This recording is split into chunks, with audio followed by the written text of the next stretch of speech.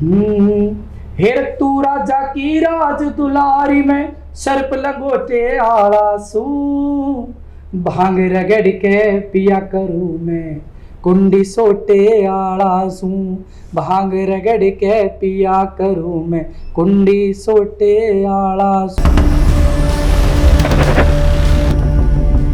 Sorry दोस्तों आपको बीच में रोकने के लिए, लेकिन क्योंकि बहुत ज़्यादा लेंदी हो गई थी हमारी डिस्कशन, इसलिए मैंने छोटा सा ब्रेक लिया और अब वीडियो को कंटिन्यू करते हैं। तो आगे की चर्चा आप इस वीडियो में दिखेंगे। मोंटी शर्मा जी हैं हमारे साथ, बहुत अच्छे बेहतरीन एक पर्सनैलिटी हैं, एक फेमस शख्सियत हैं हरियाणा की, डांस इनका पहचाना जाता है, उन्हीं से हम बातचीत कर रहे हैं। अगर आपने पिछला वीडियो नहीं देखा तो पहले पिछला वीडियो देखिए और फिर इस वीडियो पे आइए और चलिए बातचीत को जारी रखते हैं। सभी को राम राम जी। गवर्नमेंट के कभी कहीं कल्चरल प्रोग्राम्स होते हैं, जैसे कि सूरजकुंड क्राफ्ट लगता है जो वहाँ आपको इनवाइट किया जाता है, कैसा महसूस करते हैं आप?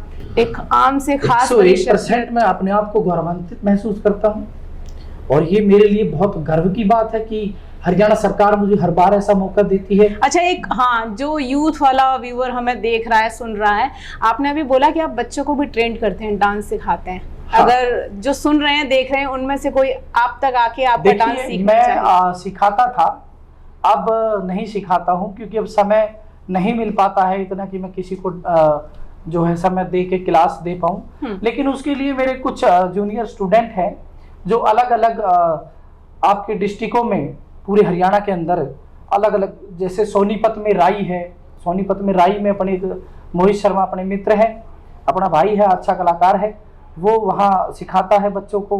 विशाल है, वो सिखाता है।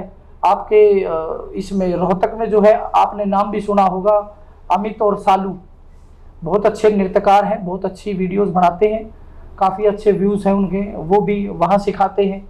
उसके बाद कुछ बच्चे फरीदाबाद में, आदित्य है, आदित्य गौतम, वो यहाँ पर संभालता है सारा। तो ऐसे करके अलग अलग अपने आप वहाँ जाएंगे। अब तो मेरा भाई नहीं रहा, पवन जोशी, पानीपत में पहले वो संभालता था सारा, वो भी करवाता था, तो वो अब हमारे बीच नहीं है, उसके लिए तो मुझे खेद है।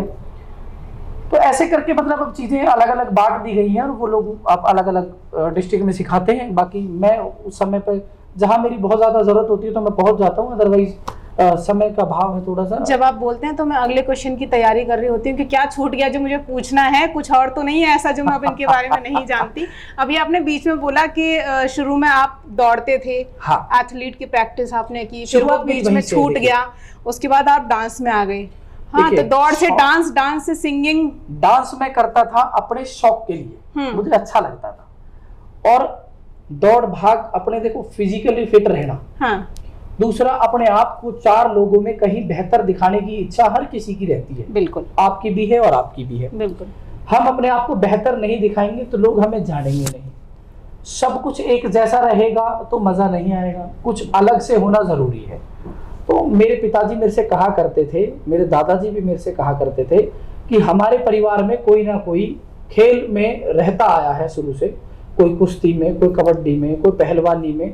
तो मुझे दौड़ का शौक लगा और मैं दौड़ करता था जी।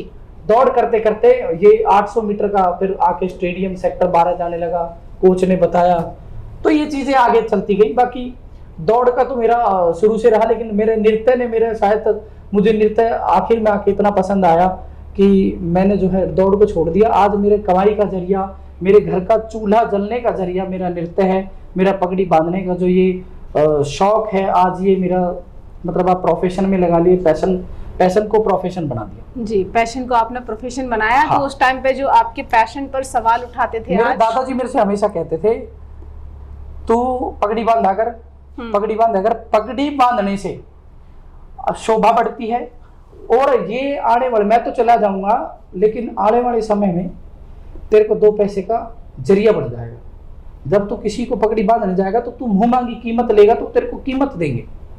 और आज वो हो रहा है, वो सत्य है। देखिए, बुजुर्गों ने जो चीज कही है आज तक, वो सारी चीजें सत्य हुई हैं और मेरे दादाजी ने जो बात कही आज वो सत्य है। मैं कहीं भी जाता हूँ, मेरे को अगर पता है, मैं एक ना लाइव डेमो चाहती थी, अगर एक साफा होता तो हम भी पगड़ी बांध के देखते कि आप कितनी देर में पगड़ी बांध पाते हैं। पगड़ी आपके टीम की एक मेंबर है गौरी और नंदिनी जी, उनसे आप पगड़ी बंधा सकते हैं, मुझे कोई दिक्कत नहीं। उनके पास मेरी पगड़ियां रखी रहती है, क्योंकि वो सूरजकुंड में जब भी पगड़ी बंधवाते हैं कभी पगड़ी वापस नहीं देके जाती।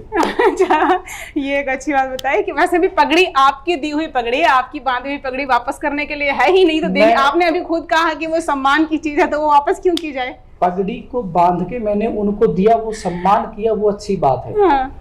अगर वो संभाल के नहीं रखती तो उन्हें वापस करनी चाहिए। अगर वो उसकी इज्जत करके उसको इज्जत के साथ रखती है, कोई भी, बिल्कुल, मैं सिर्फ एक आपकी टीम की मेंबर गौरी के लिए नहीं बोल रहा हूँ, समाज के हर व्यक्ति के लिए बोल रहा हूँ। मेरे ऐसे बहुत से मीडिया बंधु हैं, साथी हैं, जो सूरजकुंड में पगड़ियां बंधवाते हैं।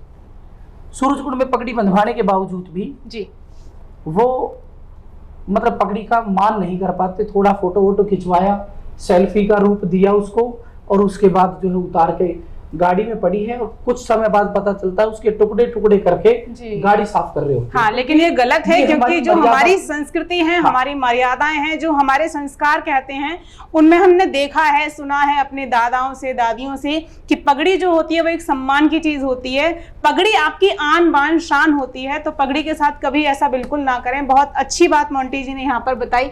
मैंने जो आपसे क्वेश्चन किया संगीत को लेकर कि दौड़ से आप डांस की तरफ गए, डांस से कभी ख्याल आया कि चलिए सिंगिंग भी ट्राई करते हैं? देखिए, सिंगिंग मैं हमेशा ट्राई करता हूँ। मैं कहता हूँ जिसको नृत्य का शौक हो उसे पैरेलल चलती है, क्योंकि दोनों चीजें, वादन का शौक होना जरूरी है जी, और जिसे साज का शौक हो, जिसे साज का ज्ञान हो, साज बजाने का ज्ञान हो, उसको गाने का भी शौक होना चाहिए। और जिसको गाना, बजाना और नाचना, ये 3 चीज आ जाए, वो इस विधा में सबसे बड़ा महारथी है मेरी नजरों में। मैं उससे बड़ा महारथी किसी को नहीं मानता, चाहे वो मैं ही क्यों ना हो। मुझे आज गाना थोड़ा बहुत आता है, हल्का फुल्का, और वादक इतने बजाने नहीं आते। नृत्यकार अच्छा हूँ, कर लेता हूँ। जिन गानों पर डांस करते हैं उनमें से कोई एक गाना गाकर दिखाएं। सबसे फेमस गाना है सूरजकुंड से चला था, गाना तो हमारे जगबीर राठी जी ने गा रखा है इसको। हेर तू राजा की राज दुलारी में, सर्प लंगोटे आला सू, भांग रगड़ के पिया करूं मैं, कुंडी सोटे आला सू, भांग रगड़ के पिया करूं मैं, कुंडी सोटे आला सू। हे तू राजा की राज दुलारी में, सर्प लंगोटे आला सू, भांग रगड़ के रे, भांग रगड़ के रे, भांग रगड़ के पिया करूं मैं, कुंडी सोटे आलाजू। जय भोलेनाथ। बहुत अच्छी लगती है मुझे हरियाणवी जब कोई बोलता है, मतलब एक मीठी बोली जिसको बोलते हैं ना, वैसा वाला फील आता है जब आप हरियाणवी सुनते हैं। अच्छा, हरियाणवी में ही बोलकर बताएं हरियाणा की पॉलिटिक्स के बारे में कुछ। देखिए, पॉलिटिक्स के बारे में जब तक किसी डिस्कशन में हर चीज की बात हो और राजनीति की बात ना हो, तो ऐसा लगता है कि चर्चा थोड़ी अधूरी रह जाती है। तो आप क्या सोचते हैं हरियाणा की राजनीति को लेके, और ये आपको बताना है अपनी शुद्ध हरियाणवी में? देखिए, मैं अपना बता दूं, सबसे पहली बात तो यार कि मैं हूं कलाकार, और कलाकार जो है वो किसी भी हिंदी आ गई, राजनीति से नहीं जुड़ा। हिंदी आ गई नहीं, किसने कहा? हमारी तो भाषा है हरियाणवी, हिंदी तो मार दो रहे कौन, मारते तो सारे मानस दुखी हो जाए। कहीं पर भाई साहब के कह गए, मगा भाई साहब न्यू कही थी, भाई साहब समझ में ना, मेरे तो बोलनी ना आवे, तो बहुत कोशिश करती हूँ लेकिन मैं नहीं बोल पाती, इतना ही बोल पाती हूँ, मेरे तो बोलनी ना आवे। वाह भाषा शुरू में नू शुरू करवाना था, फिर तो हरियाणवी में, अगर नू शुरू करवाते तो ये बोलनी ना सिखा देता। तो असल में क्या है, राजनीति के बारे में जो मैं कि मैं कहूँ, इतना बड़ा मैं हूँ नहीं, क्योंकि राजनीति से मैं बहुत अपना कदम अलग रखता हूँ। क्यों? देखो, मेरा सबसे मिलना जुलना बहुत अच्छी बात है, मैं मिलता हूँ सबसे। हाँ। मेरे को मतलब अच्छा लगता है भाई, बड़े बड़े नेताओं से मिलना, हिंदी आ गई, मुख्यमंत्री जी से मिलना बढ़िया लग गया भाई, अच्छी बात है। इतने मतलब इतने बड़े राज्य ने संभालने लग रहे हमारे मंत्री जी, तो हर सरकार भाई अपना अपना काम बढ़िया कर रही है। मानू कहने लग भाई कांग्रेस नू है, बीजेपी नू है, बसपा नू है, आम आदमी पार्टी। मेरे लिए देखो कोई मतलब अलग अलग कोई मानस नहीं, मेरे लिए कोई राजनीति नहीं, मैं कलाकार हूँ।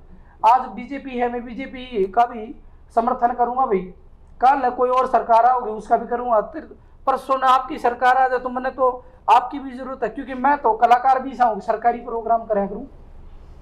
पर जो बात सच्ची है, जो नकारी नहीं जाएगी, जो कही जाएगी, जब तक भाजपा आई है, जब तक बीजेपी आई है, देखो और दिन दुनिया का मैंने कोई लेना देना नहीं। जो कलाकार जिसका चूल्हा कला तक जलता हो, जो बेचारा अपनी कला को दिखा के प्रदर्शित करके और अपना चूल्हा जलाता हो, वो इस सरकार ने काम कराया है, इसमें कोई शक नहीं है। हरियाणा सरकार की बात कर लो चाहे भारत सरकार की बात कर लो, बीजेपी सरकार ने कलाकारा खातर इतनी चीज करवा दी, इतने काम करवा दिए। आज आप देखोगे कि मेरे हिसाब तक कलाकार आज घर में नहीं बैठा। अपने पहले कलाकार एक प्रोग्राम कराया करते 800 रुपये दिन की दिहाड़ी मिला करती, और 800 रुपये के मान लो 4 दिन का अगर प्रोग्राम कर दिया तो 3200 रुपये लेकर पूरा महीना काटना होया करता। और आज कलाकार के दौर सांस नहीं है। बीजेपी सरकार ने इतना काम दे दिया कलाकार तक कि बाजा बाजा अंडेदार करे जा जितना तेरे पर करे जा। अलग अलग विभाग बना दिए, ministry of culture department, government of India के अंदर इतने सारे कलाकार काम कर रहे हैं। उसके बाद जो अलग अलग कुछ संस्थाएं हैं उनको भी दे रखी हैं चीजें। अपने हरियाणा में हरियाणा कला परिषद है जो हरियाणा के कलाकारों को काम देती है। अभी भी आप देखोगे बहुत से डिस्ट्रिक्टों में अपने हरियाणा कला परिषद की जो है वर्कशॉप चल रही है सिखाने के लिए। बच्चों को निःशुल्क सिखाया जाता है। बच्चों को जो सिखाने वाले डायरेक्टर होते हैं, जो वादक होते हैं, उनको सरकार पैसा दे रही है। उसके बाद अपना सांस्कृतिक कला एवं सांस्कृतिक कार्य विभाग है हरियाणा में, चंडीगढ़, उसकी पूरी टीम बैठती है। हमारी सुमन डांगी मैडम है जो हरियाणवी लोक नृत्य देखती हैं, दीपिका मैडम है जो अपना सिंगिंग म्यूजिक डिपार्टमेंट देखती हैं। इतनी बढ़िया है, इतनी नॉलेज है, इतने मतलब क्या बताऊं कि मतलब वो साक्षात्कार है वो तो बिल्कुल, उनके बारे में कुछ कहना भी शब्द नहीं है। इतनी नॉलेज है उनको, इतनी नॉलेज गेन कर चुके हैं वो इस चीज़ के बारे में। और एक मतलब एक तो होता है कि देख के चीज़ों को बताना जी, और एक होता है कि भाई शक्ल देख के बता देना कि मानस सह के। तो उनके अंदर वो आज की डेट में वो चीज़ आ चुकी है कि वो अपना मतलब देख के बता देगा, घास कह ना घास कहे, नाच कह ना नाच कहे, यो कि मैं थिएटर थाटर कर सके ना कर सके। तो हर विभाग बांटा हुआ है सरकार ने। और आज की डेट में पहले अब देखो, अब तो सिर्फ हरियाणवी नृत्य कला गाना बजाना ये नहीं है, इसके अलावा और भी बहुत सारी चीज़ें हैं। थिएटर है, उसमें नाटक करनी है भाई, आपकी जो क्ले मॉडलिंग वगैरह बनाया करें, पेंटिंग बनाया करें, उन सभी कलाकारों को चाहे कोई किसी भी चीज़ में परफेक्ट हो, उसको उसी चीज़ में सरकार सबसे बढ़िया काम देने का काम कर रही है। अच्छी पेमेंट है, एक दिन की पेमेंट इतनी ठाठी है कि भाई मानस अपना आराम से एक महीने में 15 दिन प्रोग्राम कर ले तो 15 दिन में महीने का खर्चा जमा गत साल लगा, जरूरत नहीं उसने। बहुत अच्छी बात है मोंटी शर्मा जी ने आपको बताई। अच्छा, एक और चीज़ बताइए मोंटी जी, कुछ ऐसा जो कोई जानता भी नहीं है और मैं पूछना भी भूल गई, आपने कभी कैमरे के सामने बोला नहीं, कोई ऐसी बात जी जो कोई नहीं जानता और आपने किसी से कही भी नहीं है और मैं भी पूछना भूल गई, आज कैमरे के सामने कह दीजिए। बताओ आप क्या कहलवाना चाहते हो भाई, कह देंगे हम तो। आपकी लाइफ को लेकर कुछ भी ऐसा, आपकी जर्नी को लेकर जो कोई जानता भी नहीं, आपके स्ट्रगल के समय को लेकर, या जब आप डांस की दुनिया में एक सफल शख्सियत बनने की तरफ चढ़ रहे थे, उस दौरान का कोई ऐसा इंसिडेंट जो कई बार ऐसी चीज़ें होती हैं कुछ जो यादगार हो जाती हैं जब हम आम से खास तक का सफ़र तय करते हैं और वो ज़िंदगी भर जहन में रहती हैं। उस झरोखे को हम हमेशा झांकते भी रहते हैं कि हाँ यार, उस टाइम पे मैंने ये फेस किया था, लेकिन देखो आज मैं कहाँ आ गया। देखिए, ऐसा मैं नहीं बता सकता, एक ऐसा है घाव मेरे अंदर। जीवन में बहुत सी कठिनाइयाँ आती हैं आदमी के, और आप जब उन चीज़ों को याद करते हो तो कई बार ना वो चीज़ें वापस वहीं ले जाती हैं आपको। लेकिन वो इंस्पिरेशन बनती हैं ऐसे लोगों के लिए जो आपको सुनते हैं, प्रेरित करती हैं दूसरों। मैं इनडायरेक्ट वे में थोड़ा सा बताऊंगा भाई, आदमी को चाहे कितना भी परेशान हो, कितनी भी परेशानी आ जाए, उसको हार नहीं माननी चाहिए, हमेशा लागे रहो। लागे रहने तय आपकी सफलता जरूर मिलेगी। क्यों? परमात्मा किसी की मेहनत नहीं रखा करता। अगर आदमी डिप्रेशन में आकर, परेशानी में आकर, किसी चीज़ के दबाव में आकर अगर सुसाइड कर ले, मर जा, तो वो कलाकार नहीं, आदमी नहीं मरता, उसकी कला मर जाती है, उसका कलाकार मर जाता है। और वहाँ आप नहीं मरते, आपके साथ लाखों कलाकार जो जुड़े हैं वो भी मर जाते हैं। मेरे साथ ऐसा इंसिडेंट हो रखा है मेरी फैमिली में, मेरी लाइफ के साथ शेयर नहीं कर सकता, मेरी मजबूरी है। अभी भी वो चीज़ें मेरी लाइफ में कहीं ना कहीं कांटे की तरह चल रही हैं, पर हो जाएंगे धीरे धीरे के लिए। मैं उन चीज़ों को वापस लाना नहीं चाहता, वो सारी चीजें हो जाएगी क्लियर। जो जख्म तकलीफ बाकी दें, मेरे जो भाई ज्यादा हैं। तकलीफ दें वो नहीं कहनी चाहिए। अभिषेक देशवाल जी है, आप जानते भी होंगे। अभिषेक देशवाल मेरा भाई है, उसने बड़ा सपोर्ट करा है हर चीज में, मतलब जिससे सीखा, गुरु बनाया, सब कुछ करा, सबने साथ छोड़ दिया। एक समय पे आकर परिवार भी साथ छोड़ गया, उसने साथ दिया, बुरे वक्त में भी साथ दिया। भंवर में डूबते को जब हाँ। तिनके का सहारा हो तो तिनका तब याद रहता है जब आप मंजिल पर पहुंच जाते हैं। और आज जो आप 16 जून को जो प्रोग्राम देखोगे जी, हरियाणा एंटरटेनमेंट इंडस्ट्री अवार्ड, इसमें सबसे बड़ा जो कदम उठाया है वो अभिषेक भाई ने उठाया, अभिषेक देशवाल ने। रहने वाला पलवल का है, देखो पलवल से डीएवी कॉलेज में पढ़ाई करी, हमारे साथ जुड़ा, हम उसके साथ जुड़े, आज सारे मिलकर जो है प्रोग्राम कर रहे हैं। और इतनी बड़ी पहल है, जैसे वर्ल्ड वाइड एक आपने शो सुना है जो चलता है IIFA award. IIFA award show सिर्फ बॉलीवुड के ही कलाकारों को दिया जाता है। यहाँ हमने हिया अवार्ड शो कराया है, हिया HEIA, Haryana entertainment industry award. Okay, late Shri Satish Kaushik ji के नाम पे है।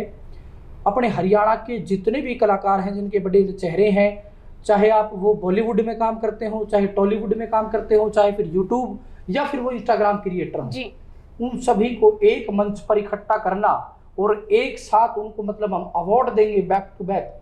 हमारे हरियाणा की इतनी बड़ी कलाकार हैं, इतनी बड़ी छवि है, मूर्ति है, महिलाओं के लिए तो इतनी बड़ी शक्ति है। सपना चौधरी जी, देखो एक उनकी भी एक जर्नी थी, छोटे से शुरुआत करी, और आज हमारे हरियाणा का कोई भी ऐसा कलाकार नहीं है जो फ्रांस जाके रेड कारपेट पे परफॉर्म कर चुका हो जी।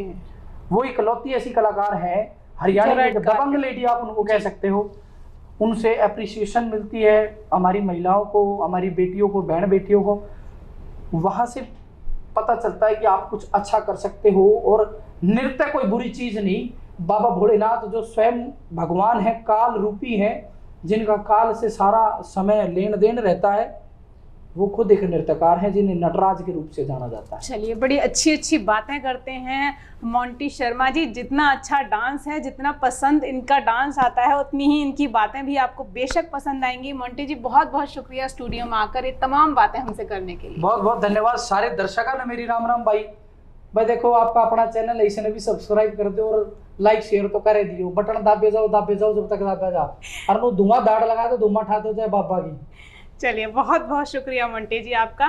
तो दोस्तों, आज के कार्यक्रम में इतना ही। फिर मिलेंगे आपसे हरियाणा के हुनरमंद में किसी और हुनरमंद शख्सियत के साथ। देखते रहिए देश रोजाना। और जैसा मोंटी जी ने आपसे कहा कि दाबे जाओ तब तक दाबे जाओ जब तक कि लाखों सब्सक्राइबर देश रोजाना के ना हो जाएं। अभी के लिए इतना ही। लाते रहेंगे आपके लिए ऐसी ही हंसमुख और अच्छी शख्सियतें, बातचीत करते रहेंगे, दिखाते रहेंगे आपको। देखते रहिए देश रोजाना। नमस्कार। हमारे साथ जुड़े रहने के लिए देखते रहिए देश रोजाना का YouTube चैनल सब्सक्राइब कीजिए।